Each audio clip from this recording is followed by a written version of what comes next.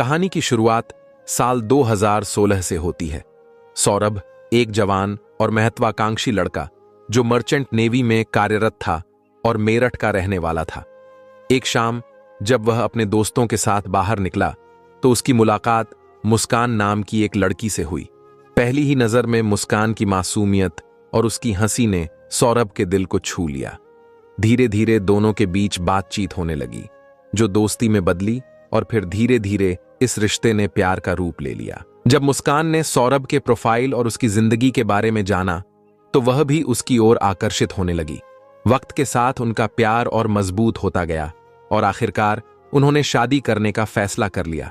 लेकिन जब सौरभ ने अपने घर वालों से इस बारे में बात की तो उन्होंने साफ मना कर दिया। यह शादी नहीं हो सकती, यही शब्द थे उसके माता पिता के। मगर प्यार किसी की इजाजत का मोहताज नहीं होता। सौरभ और मुस्कान ने घर वालों की मर्जी के खिलाफ जाकर शादी कर ली। 2016 में बिना किसी शानो शौकत के, बस कुछ खास दोस्तों की मौजूदगी में उन्होंने अपने रिश्ते को नाम दे दिया। शादी के कुछ ही दिनों बाद सौरभ लंदन चला गया क्योंकि उसकी पोस्टिंग वहीं थी। मुस्कान मेरठ में अकेली रह गई। वक्त बीतता गया। सौरभ कभी कभी छुट्टी में वापस आता और फिर चला जाता। लेकिन कुछ वक्त बाद मुस्कान को एहसास हुआ कि सौरभ नेवी में नहीं है, बल्कि लंदन में किसी और काम से जुड़ा हुआ है। हालांकि ये बातें उनके प्यार के बीच नहीं आईं। देखते ही देखते 3 साल गुजर गए। 2019 आ गया। इन 3 सालों में उनके प्यार की निशानी के रूप में उनकी एक बेटी हुई। जब बेटी आई तो सौरभ के घर वालों का दिल थोड़ा पिघलने लगा। उन्होंने बेटी से मिलने की कोशिश की, मगर अब तक बहुत देर हो चुकी थी। सौरभ ने घर वालों से लगभग सारे रिश्ते तोड़ दिए थे। वह अपनी पत्नी और बेटी के साथ एक किराए के मकान में रहने लगा। लेकिन उसकी नौकरी ऐसी थी कि साल के 9 से 10 महीने वो विदेश में रहता और महज 2-3 महीने ही मेरठ में बिताता। मुस्कान अकेली रह गई थी। वो अपनी बेटी के साथ किराए के घर में रहती, उसका ख्याल रखती और प्ले स्कूल तक छोड़ने और लाने का काम खुद ही करती। फिर आया 2021। इस दौरान दुनिया में कोरोना फैल चुका था। लॉकडाउन के चलते सौरभ कुछ समय के लिए वापस मेरठ आ गया, लेकिन हालात सामान्य होते ही फिर से विदेश चला गया। इधर मुस्कान की जिंदगी में एक नया मोड़ आया। हर दिन की तरह एक रोज जब वह अपनी बेटी को प्ले स्कूल छोड़ने जा रही थी, तब उसकी मुलाकात साहिल शुक्ला से हुई। वे दोनों बचपन में एक साथ पढ़े थे। साहिल ने मुस्कान को देखकर उससे बात की। धीरे धीरे मुस्कान साहिल से कॉल में भी बात करना शुरू की। अकेलेपन में मुस्कान को एक हमदर्द मिल गया था। धीरे धीरे साहिल से उसकी दोस्ती गहरी होती गई और दोस्ती कब प्यार में बदल गई, दोनों को पता ही नहीं चला। अब साहिल का मुस्कान के घर आना जाना आम हो गया था। जब बेटी स्कूल में होती तब दोनों साथ वक्त बिताते। मकान मालिक को यह सब अजीब लगने लगा। 1-2 बार उसने देखा कि साहिल देर तक घर में बैठा रहता है। यहां तक कि एक बार उसने दोनों को शराब पीते हुए भी देख लिया। वो सोचने लगा, ये लड़का कौन है जो हर रोज आता है और इतनी देर तक रुकता है। फिर आया सन 2021। सौरभ अचानक लंदन से वापस आ गया।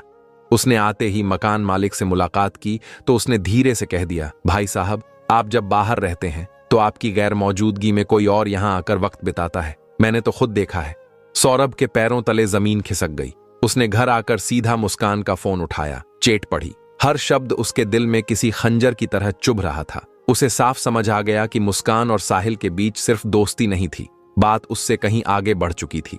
सौरभ ने मुस्कान को सामने बिठाया और कड़े शब्दों में पूछा, ये सब क्या है? मुस्कान ने पहले झूठ बोलने की कोशिश की, मगर जब सौरभ ने सबूत सामने रख दिए तो वो चुप हो गई। फिर बहस होने लगी। बात इतनी बढ़ी कि झगड़ा तू मैं से मारपीट तक पहुंच गया। गुस्से में आकर सौरभ ने कहा, अगर तुम्हें साहिल चाहिए तो ठीक है, मैं तुम्हें आजाद करता हूं। मुस्कान चुप रही। अब तक उसके मन में भी सौरभ के लिए कोई भावनाओं नहीं बची थी। उसने इस रिश्ते को बचाने की कोई कोशिश नहीं की। फिर सौरभ वापस लंदन चला गया। इस बार वो सिर्फ कुछ महीनों के लिए नहीं, बल्कि पूरे 2 साल के लिए गया। इधर मुस्कान और साहिल का रिश्ता और गहरा होता चला गया। साहिल की जिंदगी में कई अजीबोगरीब चीजें थीं। उसकी मां अब इस दुनिया में नहीं थी, लेकिन वो उससे बात करने का एक अजीब तरीका निकाल चुका था। उसके फोन में एक नंबर सेव था और उसी नंबर से उसने एक अकाउंट बनाया था। अपनी मां के नाम पर स्नैपचैट पर वो खुद को यकीन दिला चुका था कि उसकी माँ अब भी उससे जुड़ी हुई है। वो रोज उस अकाउंट से बातें करता, सवाल पूछता और जवाब भी उसी से आता। उसे लगता था कि उसकी माँ अभी उसकी जिंदगी का हिस्सा है, उसे राह दिखा रही है। मुस्कान को साहिल की इस कमी के बारे में पता चला तो वो उसी अकाउंट से साहिल को मैसेज करने लगी, लेकिन अंदाज वैसा ही था जैसे उसकी माँ उसे बातें कर रही हो। स्नैपचैट मैसेज, बेटा मुस्कान बहुत अच्छी लड़की है, तुम्हारी जिंदगी में आई है तो इसे मत खोना, वो तुम्हारा ख्याल रखेगी, तुम्हें कभी धोखा नहीं देगी, उसे हमेशा खुश रखना। साहिल स्नैपचैट के सामने बड़बड़ाते हुए, माँ आप भी यही कह रही हो तो फिर यह लड़की सच में मेरी किस्मत में है। साहिल को यकीन होने लगा कि उसकी माँ खुद उसे मुस्कान की तारीफ कर रही है। अब वो मुस्कान के प्यार में पहले से भी ज्यादा पागल हो गया। उसे लगा कि उसकी माँ खुद चाहती है कि वो मुस्कान से शादी करे।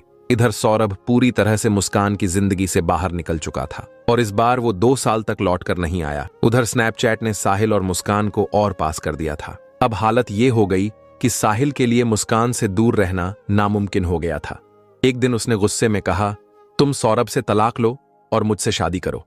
मुस्कान ने उसकी बात सुनी मगर ठंडी आवाज में बोली, तलाक लेने से क्या होगा, सौरभ फिर भी आसपास रहेगा, कुछ ना कुछ परेशानी खड़ी करेगा। अब साहिल के दिमाग में कुछ और ही चल रहा था। उसने मुस्कान की आंखों में देखा और धीरे से फुसफुसाया, तो रास्ता साफ करने का एक ही तरीका है, सौरभ को खत्म कर दो। मुस्कान सिहर गई। उसने साहिल की आंखों में देखा, वो मजाक नहीं कर रहा था। क्या तुम सच कह रहे हो? मुस्कान की आवाज धीमी मगर हैरानी से भरी थी। साहिल ने मुस्कुराते हुए कहा, हां, अगर वो जिंदा रहेगा तो हमारी जिंदगी बर्बाद कर देगा। इसे एक फिल्मी डायलॉग मत समझो, ये करने का टाइम आ गया है। पहले मुस्कान को यह सुनकर झटका लगा मगर फिर साहिल की बातों में आकर उसने भी तय कर लिया, अगर सौरभ नहीं रहेगा तो हमारी जिंदगी आसान हो जाए। अब बस उन्हें सही मौका चाहिए था। साहिल के चेहरे पर अब एक अलग ही खुशी थी। उसे लग रहा था कि अब मुस्कान सिर्फ उसकी हो, दोनों शादी करें, एक साथ जिंदगी बिताएंगे। मगर इसके लिए सौरभ को रास्ते से हटाना जरूरी था। अब्बास इसे अंजाम देने की देरी थी। दोनों ने प्लानिंग शुरू कर दी। सबसे बड़ा सवाल था, कत्ल कैसे होगा। मुस्कान और साहिल ने गूगल पर सर्च करना शुरू किया, अलग अलग तरीके पढ़े, वीडियो देखें, मगर हर बार कुछ ना कुछ अधूरा लग रहा था।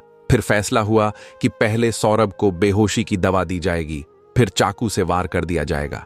साहिल मुस्कान से फोन पर बेहोशी की दवा कौन सी होगी, पहले ये देखना पड़ेगा। गूगल सर्च, सबसे तेज असर करने वाली बेहोशी की दवा, ऐसी दवा जिससे मौत जल्दी हो जाए। मगर सिर्फ दवा ही काफी नहीं थी, कत्ल के लिए चाकू भी चाहिए था, और वो कोई छोटा मोटा चाकू नहीं होना चाहिए। साहिल ने मुस्कान को भेजा, जाओ अच्छे वाले 2 बड़े चाकू खरीद कर लाओ। मुस्कान एक दुकान पर पहुंची।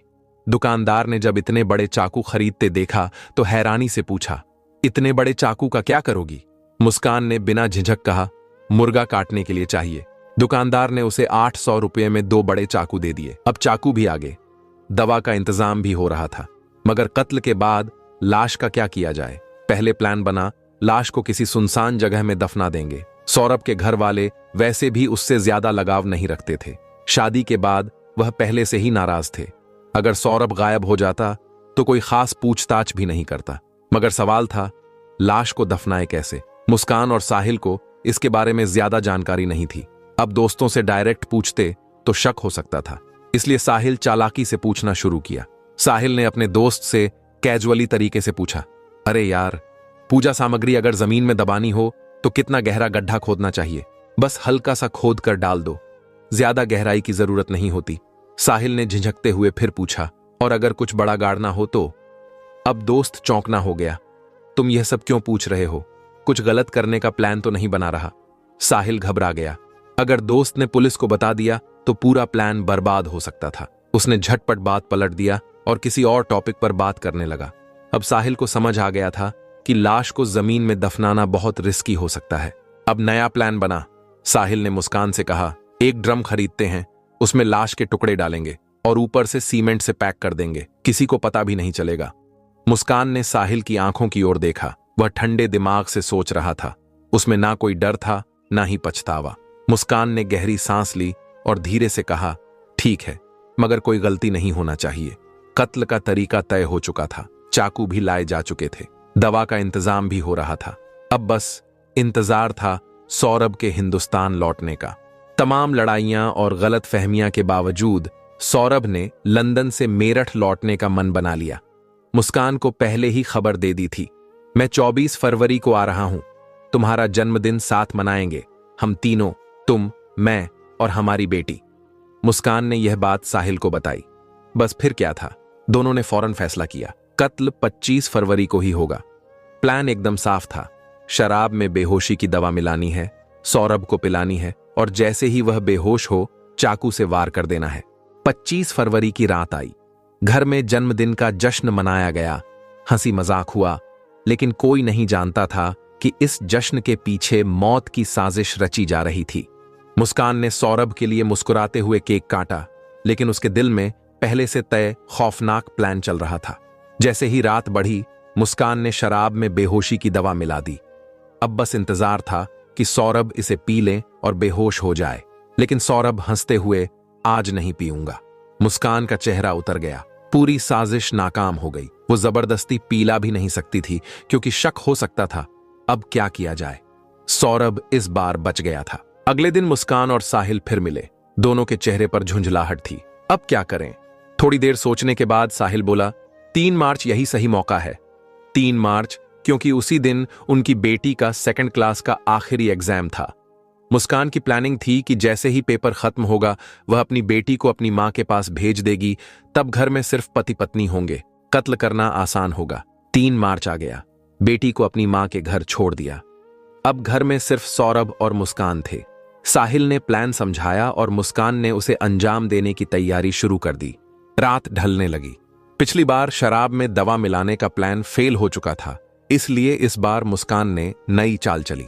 सौरभ अपनी मां के हाथों बना हुआ कोफ्ता लाया था और उसने मुस्कान से कहा, इसे गर्म कर दो। यही मौका था। मुस्कान ने कोफ्ते में बेहोशी की दवा मिला दी और फिर प्यार से खाना परोस दिया। सौरभ ने बिना कुछ सोचे समझे खाना खाया। कुछ ही देर में उसकी आंखें भारी होने लगीं और फिर वह बेहोश हो गया। रात के ठीक 12 बजे मुस्कान ने साहिल को फोन किया, वो बेहोश हो गया है, अब आ जाओ। बिना कुछ पूछे साहिल ने बाइक उठाई और तेजी से मुस्कान के घर की तरफ निकल पड़ा। घर पहुंचते ही दोनों ने जेब से चाकू निकाले। ये खेल अब अपने अंतिम और सबसे खौफनाक मोड़ पर था। मुस्कान के हाथ कांप रहे थे, सीने में दिल की धड़कन जैसे कानों में गूंज रही थी। खंजर उसकी मुट्ठी में था, लेकिन हौसला जैसे उससे दूर होता जा रहा था। उसने घबराई हुई नजरों से साहिल को देखा, फिर धीरे से कहा, मुझसे नहीं होगा। उसकी आवाज में डर था, दर्द था और बेबसी भी। साहिल ने उसकी ठंडी हथेली पर अपनी गर्म उंगलियां रखीं और कहा, तुम्हें ही करना होगा पत्नी हो, पहला वार तुम्हारा होगा। उसकी आवाज सख्त थी। मुस्कान ने सर हिलाया, मगर हाथ आगे नहीं बढ़ा। साहिल झुंझला गया। उसने उसका हाथ पकड़ा, खंजर को धीरे धीरे सौरभ के सीने तक ले गया। मुस्कान का पूरा शरीर कांपने लगा। साहिल ने कहा, बस एक हल्की सी चोट बाकी, देख लूंगा। मुस्कान के हाथ अब भी रुके हुए थे। तभी अचानक साहिल ने उसके हाथ पर जोर से वार किया। खंजर तेजी से सीने में उतर गया। एक हल्की कराह, फिर खामोश। सौरभ की सांसें कुछ देर तक लड़खड़ाई, फिर सब कुछ शांत हो गया। कमरे में सिर्फ खौफनाक सन्नाटा था। मुस्कान सुन्न खड़ी थी। उसके हाथ अभी खंजर थामे हुए थे, मगर दिमाग ने काम करना बंद कर दिया था। साहिल ने झटके से खंजर खींचा, अब इसे खत्म करते हैं। साहिल ने जेब से एक तेज धार वाला चाकू निकाला और बिना रुके सौरभ की दोनों हथेलियां काट दी। खून फर्श पर बहने लगा। मुस्कान कांपते हुए दीवार से सट गई। उसकी आंखें फैल गईं। साहिल को कोई झिझक नहीं थी। उसने गर्दन पकड़ी और एक झटके में सिर अलग कर दिया। मुस्कान की रूह कांप गई, मगर अब पीछे हटने का कोई रास्ता नहीं था। पहले से खरीदे गए 2 बैग कमरे में रखे थे। एक बैग में सिर और दोनों हथेलियां डाली गईं। दूसरे में सौरभ का साहिल ने धड़ वाला बैग घसीटकर बेड के नीचे रख दिया। बाकी काम में निपटा दूंगा, कहकर साहिल सिर और हथेलियों वाला बैग उठाकर घर से निकल गया। रात के 3 बजे वो अपने घर की ओर बढ़ रहा था, जो मुस्कान के घर के पड़ोस में ही था। कमरे में अब बस मुस्कान थी। जिस बेड पर वो रोज सोती थी, उसी के नीचे आज उसका पति पड़ा था। बिना सिर, बिना हथेलियों के वो लेटने की कोशिश कर रही थी, मगर आंखें बंद होते ही खून से लथपथ सौरभ का चेहरा दिखता सांसें तेज हो गई। घबराहट बढ़ने लगी। कमरे में उसे एक अजीब सर्द एहसास होने लगा। मैं यहां अकेले नहीं रह सकती, मुझे डर लग रहा है। उसने हड़बड़ाते हुए साहिल को फोन लगाया। डर लग रहा है। साहिल हंसा। तो मेरे घर आ जाओ। मुस्कान को और कुछ नहीं सूझा। वो कांपते हुए बाहर निकली, सड़क पार की और साहिल के घर के दरवाजे तक पहुंची। रात का सन्नाटा था। सिर झुकाकर वो साहिल के घर का अंदर चली गई।